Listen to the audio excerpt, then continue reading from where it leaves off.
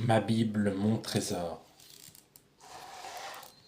Adam et Ève. Genèse 1-2. Au commencement, Dieu créa la terre. Il fit le ciel, la terre ferme et les océans. Il créa tous les animaux, les fleurs et les arbres. Ensuite, Dieu créa un homme et une femme, Adam et Ève. Et Dieu vit que tout était très bon. Ainsi, Dieu créa tout l'univers en 6 jours, et le 7e jour, il se reposa. L'arche de Noé. Genèse 6. Noé était un homme bon, mais autour de lui il y avait beaucoup de gens méchants sur toute la terre. Dieu dit à Noé, construis un grand bateau, une arche, car je vais envoyer une forte inondation sur la terre. Quand Noé eut fini l'arche, tous les animaux y entrèrent 2 par 2. Dès que Noé et tous les animaux furent montés dans l'arche, Dieu ferma la porte et la pluie se mit à tomber. Il pleuvait des cordes jour et nuit, pendant 40 jours. Alors toute la terre était recouverte d'eau. Mais Noé et les animaux étaient en sécurité dans l'arche.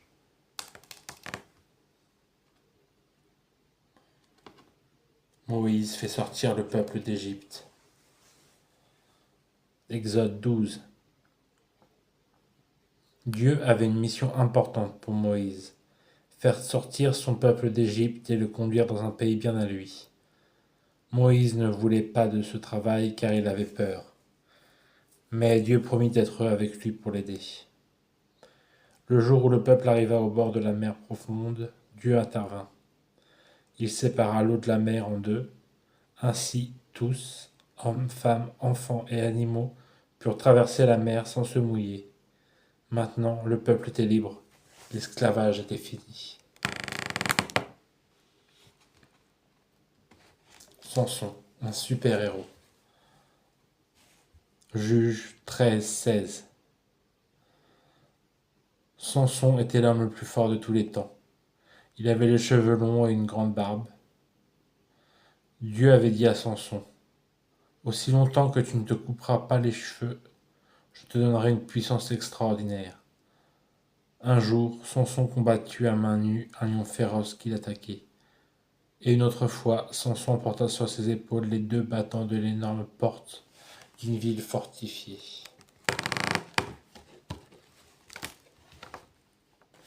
David et Goliath. 1 Samuel 17. David était un petit garçon berger, et Goliath était un guerrier immense et puissant.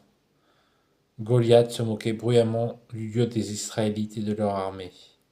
Aucun des soldats n'avait le courage de combattre contre Goliath. Mais David, lui, n'avait pas peur. Il s'avança pour se battre contre le géant. David mit une pierre dans sa fronde, puis il la fit tournoyer. La pierre alla s'enfoncer dans le front de Goliath, et le géant s'effondra, mort. David avait remporté le combat avec l'aide de Dieu. David devint héros pour les Israélites, et bien plus tard, il devint même leur plus grand roi. La fournaise. Daniel 3. Le roi de Babylone avait fait fabriquer une immense statue en or. Il donna cet ordre. Tout le monde doit s'incliner jusqu'à terre et adorer cette statue en or chaque fois que vous entendez la musique spéciale. Mes 3 amis, Shadrach, Meshach et Abed-Nego, refusèrent d'obéir à cet ordre. Ils voulaient adorer Dieu seulement, mais pas une statue en or. Le roi se mit alors dans une violente colère, et il les fit jeter dans une fournaise chauffée au maximum. Mais Dieu était avec les 3 amis, et il leur envoya un ange pour les protéger du feu. Pas un seul de leurs cheveux ne fut brûlé. Daniel et les lions. Daniel 6. Daniel était un homme bon et honnête. Il était au service du roi. Quelques-uns des autres fonctionnaires du roi n'aimaient pas Daniel et voulaient se débarrasser de lui. Ils persuadèrent le roi de créer une nouvelle loi interdisant à tous de prier quelqu'un d'autre que le roi lui-même. Daniel connaissait cette loi, mais il continuait à prier Dieu seulement. C'est pourquoi Daniel fut arrêté et jeté dans une fosse aux lions. Mais Dieu n'oublia pas Daniel. Il envoya un ange pour le protéger. L'ange ferma la gueule des lions afin qu'ils ne puissent faire aucun mal à Daniel.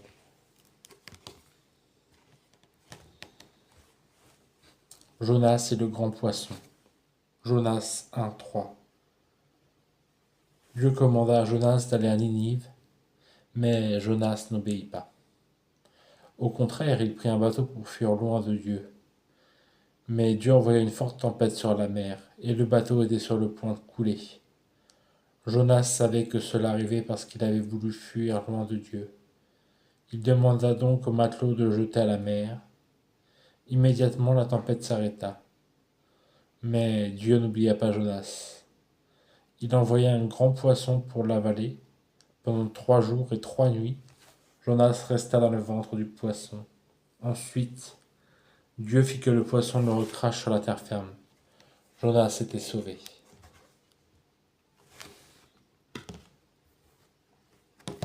Jésus né à Bethléem. Luc 2.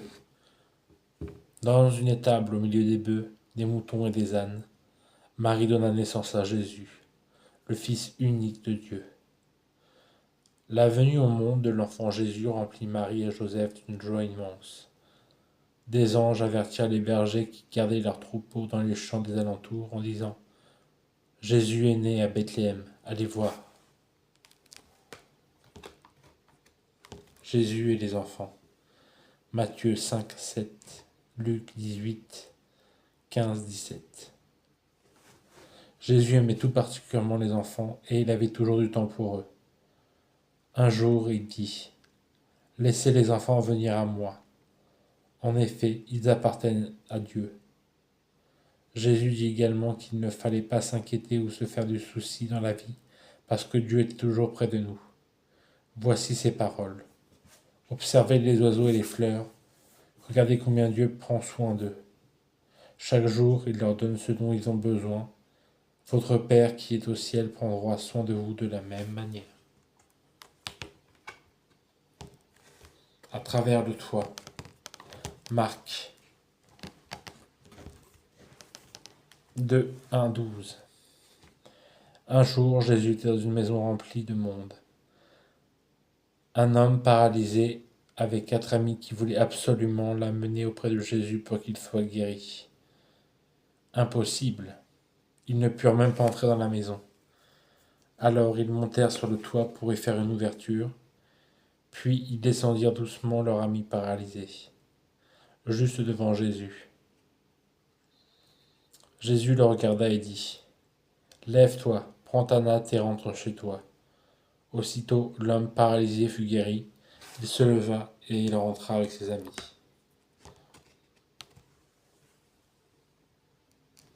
Jésus nourrit 5000 personnes. Luc 9. Des foules avaient suivi Jésus jusqu'à un endroit à l'écart du village. Il était déjà tard et Jésus savait que tout le monde avait faim.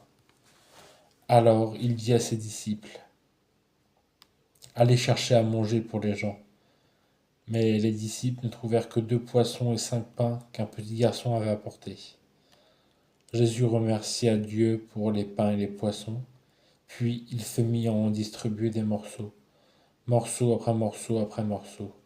Chacun mangea autant qu'il voulait, et il y eut assez pour tout le monde. Entre les mains de Jésus, les 2 poissons et les 5 pains du petit garçon furent suffisants pour nourrir plus de 5000 personnes.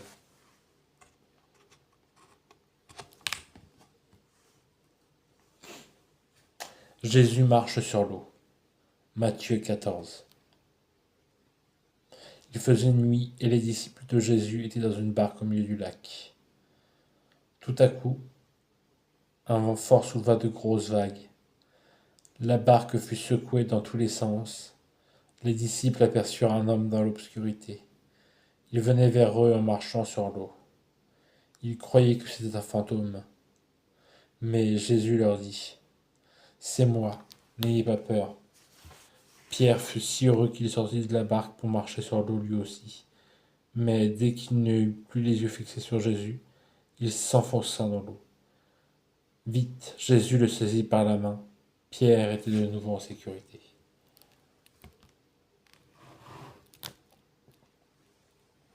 Le bon samaritain. Luc 10.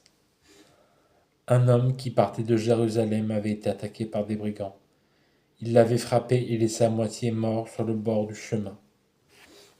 Peu après, un prêtre passa par là, puis un autre homme qui travaillait au temple. Tous les deux virent ce pauvre homme, mais ni l'un ni l'autre n'eut envie de s'arrêter. Un peu plus tard, un homme de Samarie descendit lui aussi sur cette route. Les Samaritains et les Juifs ne s'entendaient pas du tout, mais lui eut pitié de l'homme blessé. Il s'approcha pour soigner ses plaies, puis il le fit monter sur sa bête pour le transporter à une auberge. Là, il donna au propriétaire assez d'argent pour qu'il s'occupe du blessé jusqu'à ce qu'il aille mieux. Jésus dit que le Samaritain est pour nous l'exemple d'un bon prochain.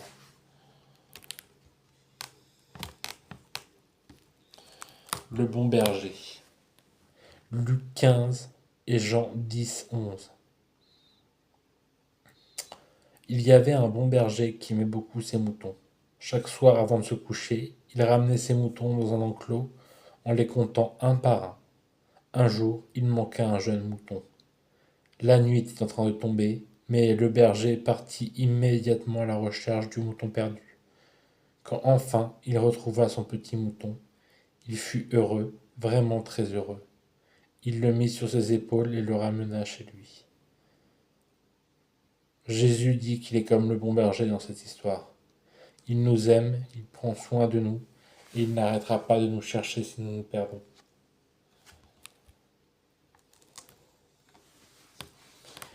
Jésus entre à Jérusalem. Quand le moment fut venu, Jésus alla à Jérusalem avec ses disciples. Il entra dans la ville monté sur le dos d'un âne. Les habitants furent tous excités car ils pensaient que Jésus serait leur nouveau roi. Certains étendirent leurs vêtements sur le chemin devant lui et d'autres y mirent des branches de palmier. La foule acclama Jésus et l'accompagna en criant « Sana, gloire à Dieu, que Dieu bénisse celui qui vient en son nom. Gloire à Dieu au plus haut des cieux. » La croix. Luc 23. Sur une colline près de Jérusalem, les ennemis de Jésus le firent clouer sur une croix. Parmi ceux qui étaient là, certains étaient tristes, d'autres se moquaient de lui. 2 bandits avaient aussi été cloués sur une croix à côté de lui. Au pied de la croix de Jésus, il y avait des soldats.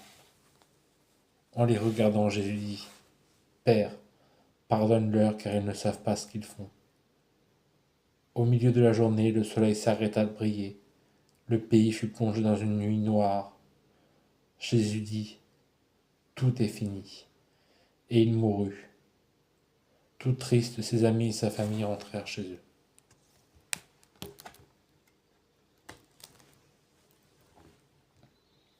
Jésus est vivant. Matthieu 27 à 28. Le 3e jour après la mort de Jésus, très tôt le matin, une femme du nom de Marie de Magdala et ses disciples allèrent voir sa tombe. La grosse pierre qui la fermait avait été roulée et Jésus n'était pas dans la tombe. Craignant que quelqu'un ait enlevé son corps, Marie se mit à pleurer. Mais en levant la tête, elle aperçut 2 anges juste devant elle. Et les anges lui dirent quelque chose de magnifique. « N'aie pas peur, Jésus n'est pas ici, il s'est réveillé de la mort comme il l'avait annoncé, et il est vivant. »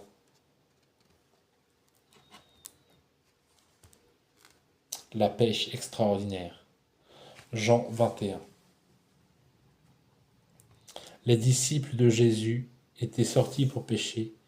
Ils avaient travaillé toute la nuit sans prendre un seul poisson. Le soleil était sur le point de se lever. Un homme qui marchait au bord de l'eau les appela et leur dit « Jetez le filet de l'autre côté de la barque, c'est là qu'il y a des poissons. » Les disciples firent ce que l'homme leur avait dit. Le filet était tellement plein de poissons qu'ils eurent du mal à le relever. Alors les disciples se dirent entre eux, ça doit être Jésus. En arrivant sur le rivage, ils virent un feu avec du poisson dessus et du pain. Jésus avait préparé cela pour partager un repas avec eux. Le ciel. Un jour, Jésus emmena ses disciples à l'extérieur de Jérusalem. Acte 1 et Apocalypse 21. Sous leurs yeux, Jésus monta au ciel, auprès de Dieu. Un nuage le cacha, et ses disciples ne le virent plus. Mais Jésus avait promis qu'il reviendrait. Quand Jésus reviendra, il y aura un ciel nouveau et une terre nouvelle, dit la Bible. Sur cette terre nouvelle, il n'y aura plus ni souffrance ni mort. Il y aura une immense ville dont les murs seront construits en pierres précieuses. Elle sera en or pur, aussi transparent que du verre. Et voici la chose la plus merveilleuse. Dieu, notre Père et Jésus vivront là avec nous pour toujours.